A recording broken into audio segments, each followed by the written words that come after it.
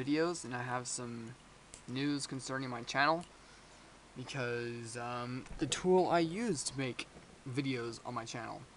Back in the day, I used to use a Canon or Samsung, and then that died, and then I used my dad's for a little bit, and I rarely got to use that one.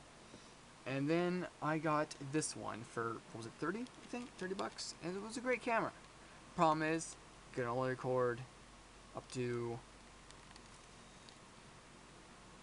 what was it? Um, hmm.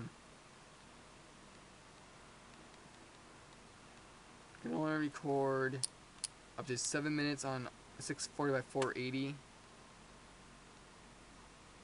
Okay, 12 minutes, 51 seconds on 640 by 480, and 35 minutes on 320 by 240.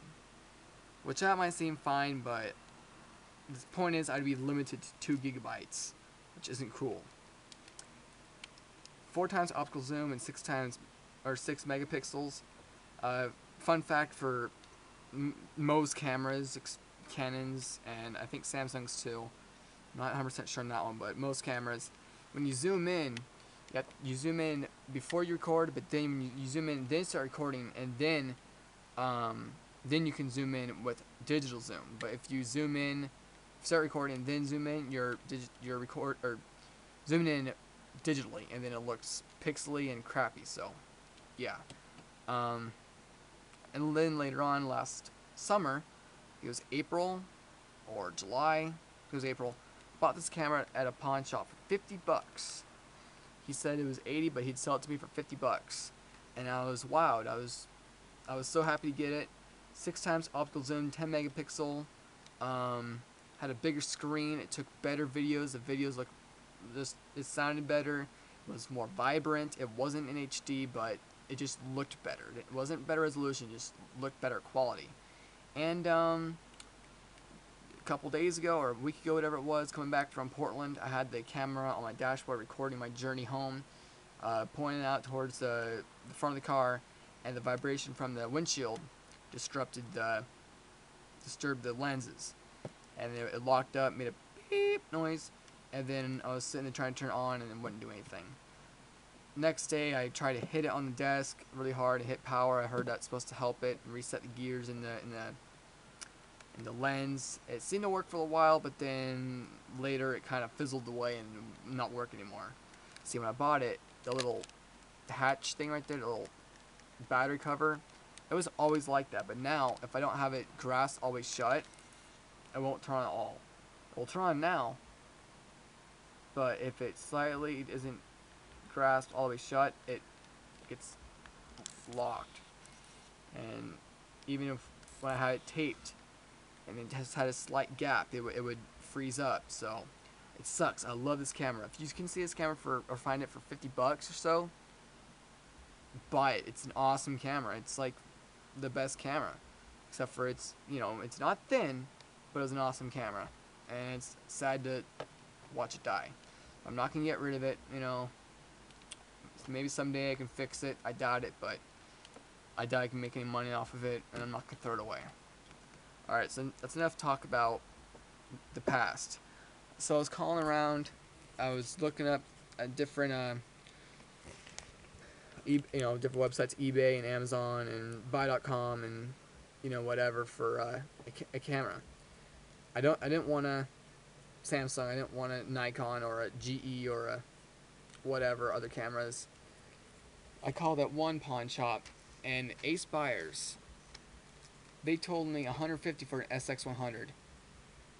Yeah, it's the same camera they had when I called last July when I was looking for a camera. Yeah, pretty funny. And then he didn't know what a point and shoot was. I'm like, I'm looking for a point and shoot, and he says, what is a point and shoot? Dude, a point and shoot is a standard camera that's not an SLR or a video camera. It's just a basic digital camera. And he's like, why don't you come down here and check it out? I'm like, no. How about you just tell me what you have? Pretty simple. And I called another place. Oh yeah, I also asked, when I asked for what digital cameras or what video cameras they had. He said they had a DV camera. In case you guys don't know, a DV camera, it has a little cassette, like not a cartridge, but like a tape, a physical tape, and it's analog media. And so anytime you record something, it takes that long, or if not longer, to put on a computer. I mean, I don't want to record something if it takes just as long to upload it to my computer. I mean, and they wanted $50 or 75. And the other place I called, that's where I got my A2000 IS. He said he had other cameras. He didn't have a Canon or a Casio, but he had a JVC camcorder. But it was a DV camera, and he wanted 75 for that. I'm like, no, that's obsolete. I don't want DV camera. That's a joke. They shouldn't even have those. So I went back to Fast Cash, and they had this one right here. This is it right here. Alright, so here's the camera right here. Casio exilim, 10.1 megapixel, model EXZ1080.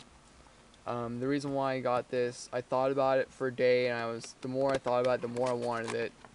I did not spend $69, I spent $60. I offered the guy $50, and he just gave me a sad sob story like, oh, well, if I sell it to you for $50, then I won't make any money off of it, and then I won't really want to buy any more cameras, because, you know, each camera that comes out is like obsolete in a week, and then nobody wants to buy my cameras, and it's just, I'm like, shut up, dude, just sell me the freaking camera. It's pretty pathetic. Yes, it came with like pretty much all the documentation, even the don't let your kid play with the camera pamphlet, the warranty thing, which I'm pretty sure is out. Anyways, it has the charger right there. So yeah, there it is right there. It's got a lithium-ion battery. It is 1300 milliamp, 3.7 volt. So it's got 0.7 more volt than your standard camera battery, standard 2AA. So here is the camera right here. I was going to do a tour of it, but the battery is dead, so I can't do that. I don't have the USB cable, so that's the biggest downfall with this package. I thought it had everything with it. It does have the CD, which is pretty pointless. You know, there it is. But if you look at it, let's see it, like, it'll light up. If you look at it, it is like in mint condition. I mean, let me just wipe off the fingerprints. Yeah, it looks pretty darn good. It's really shiny. It's silver. Right there, you got your playback button, then your record button. That's how do you go. You go from playback to your record. And if you want to record or camera mode, you know, capture. If you want to record video, you hold on this BS for best shot, and then you pick the video mode. That's your menu button. It scrolls right here, just like on a Canon for the zoom. Button on top is your power, and that's pretty much it. This right here is your USB or video out port. Just don't have the cable, sadly, but it'll be something like $5, which isn't important to me right now. I'll get one eventually. And there is the specs on the lens. F equals 7.9 to 23.7 millimeter, 1 to 2.8 to 5.1. Don't really know what that means, but yeah. It takes really good pictures. The video isn't super amazing. It's not bad by any means, but here, let me set it down right here. Let's see if I can get anything to play.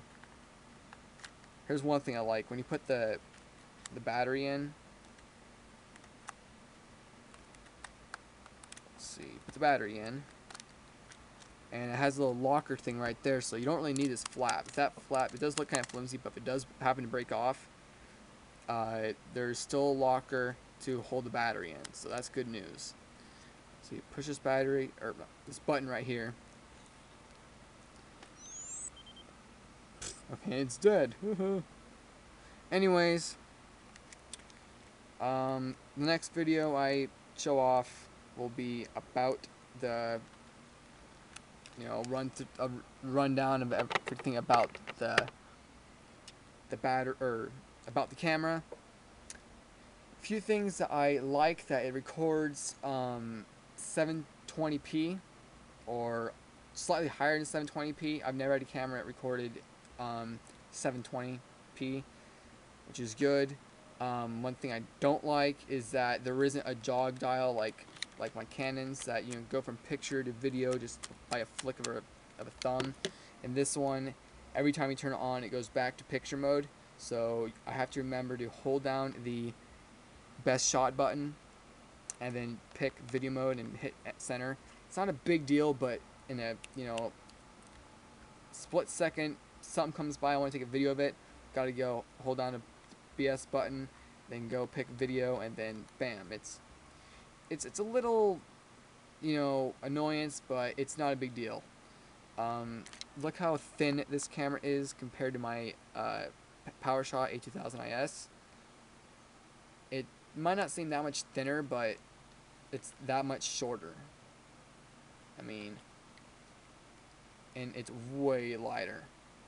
However, this only has 4 times optical zoom, and this one had 6, so it's like comparing apples to oranges. But I spent $10 more for this, when I'll never have to worry about getting another battery for it. Well, at least for a long time. And this one, the life of alkaline rechargeables, the life is shorter. However, there is a give or take. With those AA's you can buy, charge them up. I have a 10-minute charger. I don't think this charges up in 10 minutes, so that's one thing I don't like. And there isn't a light to show you how far it's charged. It only shows you that it's charging. I don't know how long it's supposed to charge. I will look that up. But so far I'm pleased with it. I'm gonna take it to Redmond tomorrow, take some pictures, and when I come back, I will have some pictures and video to show off. Come on, the freaking glue residue, come off. But yeah, if you want to see a test video of this, you can go to my other channel, Going Down the Tubes, and you can see the test video I did on a Buick Century, an 85 Buick Century, and the video looked pretty good. It did look like I was standing too close, which is something maybe it's just because I'm not used to it, and this one has a more close-up lens than that one. But other than that, I think I got a good deal. What do you think? Do you think I should have waited until I got something else, or and just use this one to get by?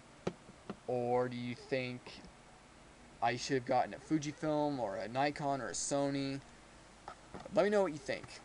But thanks for watching. Comment, subscribe, and I'm gonna give a full out review of this in another video.